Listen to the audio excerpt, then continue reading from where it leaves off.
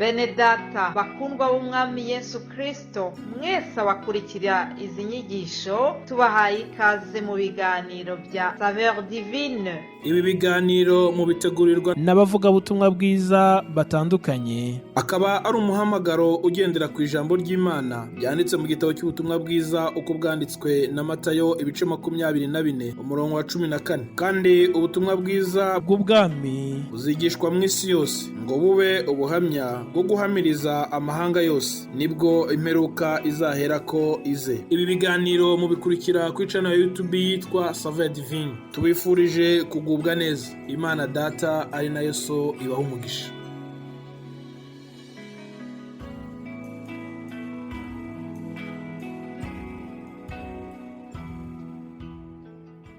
Shalom shalom bene data, ndabaramukije mu izina ry'umwami wacu Yesu Kristo.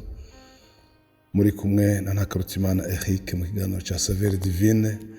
Turashima Imana mushobora byose, urukundo rwayo n'imbabazi zayo, yatugiriye neza, yaraturinze, yabanye natwe, none yongeye kuduha indwi y'umugisha, indwi twe kumara tuganira tuvugana amajambo y'Imana. Abakozi batandukanye bavuga ku majambo y'Imana, kandi amajambo aduha ubugingo. Imana ishimwe cyane.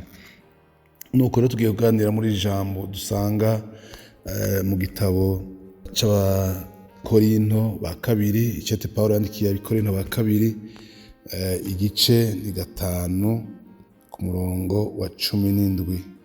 Haratubwira ngo nuko rero umuntu wese yari muri Kristo Yesu aba ari icaremwe gisha. Ibya kera biba bihise, byose biba bicitse bisha. Imana nishimwe. Umukozi w'Imana Paulo yari kuravuga aya majambo, yari kwavuga ivyazi neza. Aravuga ngo nuko rero ngo uyu muntu ari muri Kristo Yesu abacitse icaremwe gisha. Haleluya. Gucika icaremwe gisha ni ukuvuga ko hari ukuntu umuntu aba yarameze igihe atari bwahure na Yesu, ariko ahuye na Yesu Kristo hanyuma akacaba ukundi. Rero ubu Paulo yari umuntu ahiga abavuga izina rya Yesu, yari afise uburenganzira bwo kugenda gutora amakete, akagenda kurondera abantu bavuga izina rya Yesu aho bari hose, akabafata kugira ngo abashire mu mabohero, ndetse abashengeze imbere y'ubutungane, bakubitwe, bapfungwe, bamererwe nabi kugira ngo bahebe kuvuga iryo zina. Rero Paulo haragera igihe ariko aja i Damasiko agiye kurondera intumwa, niho rero yacahura na Yesu amumurikira giturumbuka, ngo acagwa hasi aravuga ati urindega mwami. Hanyuma Paulo yaciye ava ngaho agenda ahantu arungitswe na Yesu, nyene agenda ati genda urindire umukozi maze gusengera. Hanyuma rero turabona amajambo ari mu gitabo cy'ivyakozwe n'intumwa, igice c'9, ivyakozwe n'intumwa igice c'9, havuga amajambo akomeye cyane. Imana nishimwe. Ku murongo wa 15 hatubwira ngo umwami aramwishura ati pfa kugenda, kuko uwo muntu ari ikintu nitoranirije ngo ajane izina ryanje imbere y'abanyamahanga n'abami n'Abisirayeli. Uyu uri umukozi w'Imana Ananiya abwiwe kuja gusengera Paulo. Ananiya aravuga ati mwami, uyo muntu numvise ko ari umuntu mubi, unamvise ko ari umuntu afise uburenganzira bwo gushika nino kugira ngo adufate, adukubitishe, adupfungishe. Numvise ko ari umuntu w'umugizi wa nabi. Mwami Yesu aramubarira ati pfa kugenda. Haleluya. Ku murongo wa 15 avuze ngo umwami aramwishura ati pfa kugenda, kuko uwo muntu ari ikintu nitoranirije ngo ajane izina ryanje imbere y'abanyamahanga n'abami n'Abisirayeli. Rero abwirwa ngo pfa kugenda kuko ari umuntu wanje, n'ikintu nitoranirije. Rero Paulo yariko agenda aje Damasiko gufata abantu ahura na Yesu. Rero niho yaca agwa bukumbi, hanyuma abwirwa kuja kurindirira ahantu kugira ngo azohure n'umukozi w'Imana. Umukozi w'Imana rero Ananiya aca aragenda aramusengera.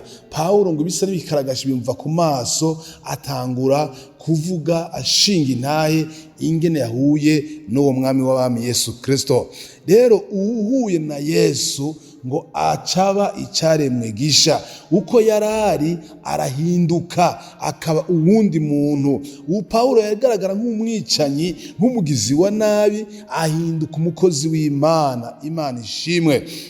Biratangaje rero ko yariko aravuga ivyazi, ashinga intahe, avuga ico yarari, avuga kungene yahuye na Yesu, ingene yacitse icaremwe gishasha, ko ivyakera biba birenganye abagiye mu bindi bishasha. Imana nishimwe cyane. Rero biratangaje kubona umuntu yari umwicanyi agahinduka umukozi w'Imana. Biratangaje kubona umuntu yari maraya agahinduka amuvugishwa n'Imana. Biratangaje kubona umuntu yari umusuma agahinduka umukozi w'Imana. Kubera iki? Kuko yahuye na Yesu. Ntibishoboka guhinduka, ntibishoboka kuba icaremwe gishasha utarahura n'uwo Yesu. Ariko uwuhuye na Yesu ibintu birahinduka, aba umuntu mushasha, ngo ivyakira biba birenganye akaja muri bishasha. Imana idufashe cyane. Mwene data uri kumviriza amajambo, niwirabe ivyo urimwo, niwirabe aho ugeze naho uhagaze. Mbega Yesu mwarahuye vy'ukuri? Mbega warahindutse? Mbega ivyo wagenderamwo warabihevye burundu ku buryo uri umuntu mushasha? Biratangaje kubona hari abantu bakijijwe bagasubira mu vyaha. Yesu ari mwijuru abitegereza bikamutangaza cyane. Umuntu yahuye na Yesu yamaze kumujyako, yamaze kubona kugira neza kwiwe, yamaze kubona amahoro atanga, yamaze kubona kugira neza kwe n'umugisha uva muri we, hanyuma bigashika agasura mu vyo yahozemwo. Imana nidufashe. Rero vyari bikwiye yuko umuntu yabaye mushasha agwa muri ubwo bushasha nyene, akaguma muri uko guhinduka nyene, agakomeza akaramiriza kuko abazi ariko araja. Imana nishimwe cyane. Nta muntu numwe yakiriye umwami asubira kwicuza. Nta muntu numwe yakiriye umwami Yesu we yahindutse akaba mushasha asubira mu vyo yahozemwo. Imana nidufashe. Ivyo rero bibabaza Imana, ubikoze birababaza Imana. Imana iramwitegereza ikabona ico yakoze, ingene yatanze umwana wa Yesu Kristo akaza mw'isi gupfira abana b'abantu, hanyuma agasubira kumubamba mu kumubabaza. Imana nidufashe cyane. Pawulo rero ivyo yariko aravuga, yavuga ivyazi, abwira ishengero ry'i Korinto, arababwira ngo uti nuko rero abahuye na Yesu babaca bacika ivyaremwe bishasha, kuko ngo ivya kera biba biheze. Uwo mwami n'umunyembabazi.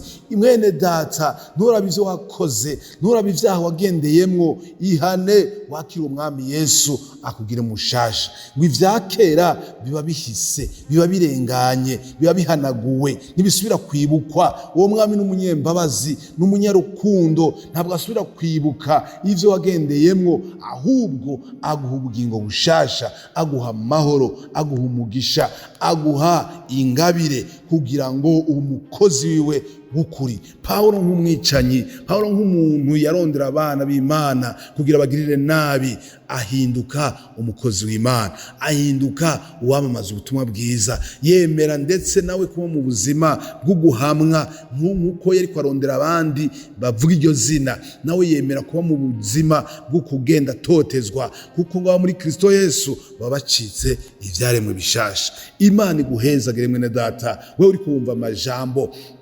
Nimba utarihana niwihane ucumva irijwi kugira ngo ubicare mu gishasha. Yesu aguhindure, Yesu akugire undi muntu, Yesu akugire umukozi wiwe, Yesu aguha ingabire, Yesu agukomeze kandi aguhezagire. Uzobona ugira neza kw'Imana, uzobona umugisha w'Imana, uzobona ibitandukanye n'ivyo wari urimo. Pawulo amaze gukizwa, amaze guhura na Yesu, amaze guhura n'umukozi w'Imana akamusengera, Ananiya amaze kumusengera, Pawulo yaciye ahaguruka aho hantu atangura gushinga intahe no kuvuga ubutumwa bwiza, kuko Yesu yari yayivuze ati genda umusengere ubone ikintu canje nahinduye kugira ngo atware ubutumwa bwiza mu mahanga no mu bami no mu Bisirayeli.